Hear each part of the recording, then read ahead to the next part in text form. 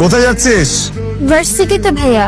উঠে পর, আমি দিচ্ছি। না ভাইয়া, সমস্যা নেই, আমি বাসের জন্য দাঁড়িয়ে আছি, বাস আসলে চলে যাব। আমি ওই রুট থেকেই আসছি।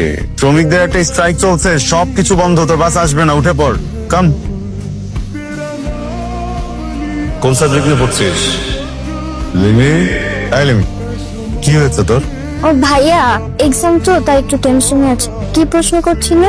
তুই কোন সাবজেক্ট নিয়ে পড়ছিস? আমি বিবিএ নিয়ে। BBA, good.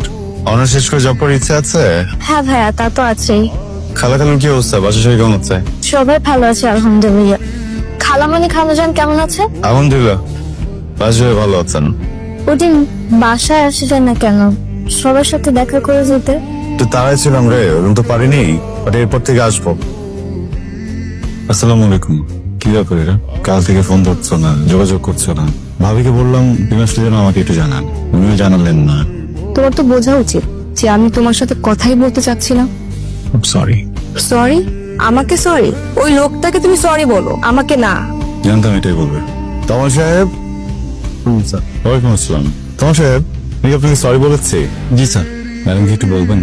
আপনি ওকে স্যার কেন বলছেন?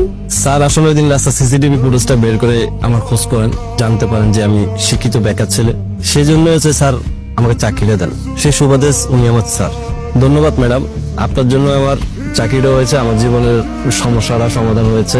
আমি দোয়া করি আপনাদের যাতে বিয়েটা হয়, এটাই আমার কাম্য। তমা সাহেব আমার কাজিন, প্রেমিকা না। Sorry sir. ওকে, আসতে পারেন।